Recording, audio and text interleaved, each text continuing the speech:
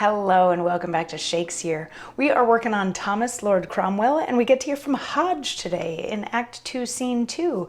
So earlier in this scene, we had Cromwell running into Bagot and trying to convince Bagot to be a better person.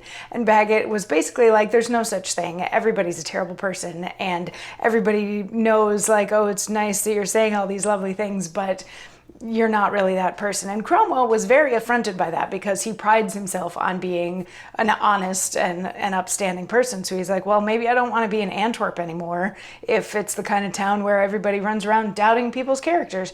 I'm going to go off to Italy. So he and Bagot part ways, and Bagot still wants to get at Bannister and punish him in hopes that his family dies and all that sort of thing. But Thomas was like, you know, this Antwerp time has been good, but it's time to move on.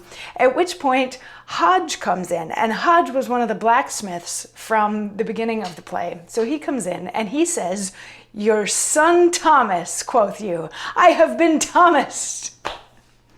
I had thought it had been no such matter to have gone by water. For at Putney, I'll go you to Parish Garden for 2 pence, sit as still as may be, without any wagging or jolting in my guts, in a little boat, too." Here we were, scarce 4 mile in the great green water, but I, thinking to go to my afternoon's urgings, as 'twas my manner at home, but I felt a kind of rising in my guts.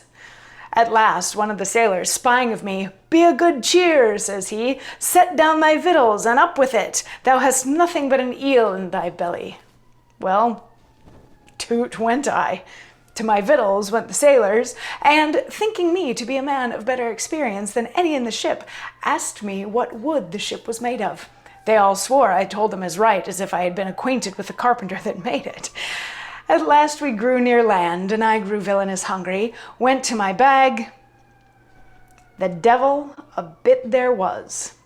The sailors had tickled me, yet I cannot blame them.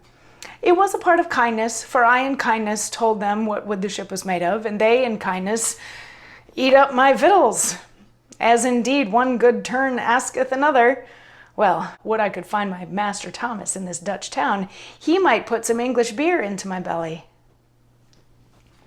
So this is Hodge recounting the story of how he has come to Antwerp. He thought that it wasn't going to be that big of a deal to just hop on a boat and go over to Antwerp, but he got seasick along the way. He was sort of going about his business on the boat and started to feel ill. So one of the sailors was, "Oh, put down all your supplies and just go take care of it." If you gotta vomit, you gotta vomit. So he goes and he does that, but then the sailors keep him distracted while they stole all of his stuff.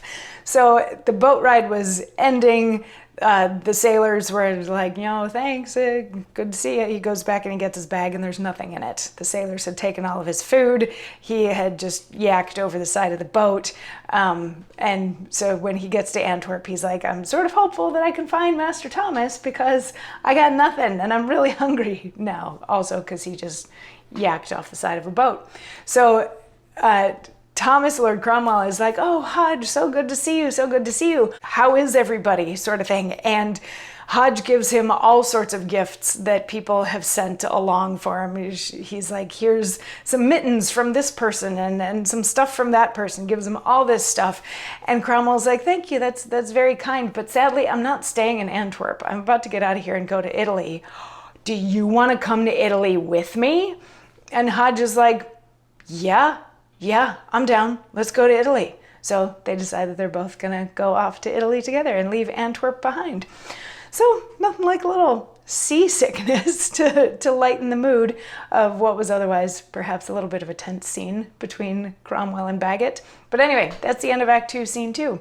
And we will see what happens when they get to Italy. I'll see you tomorrow for more. Mwah.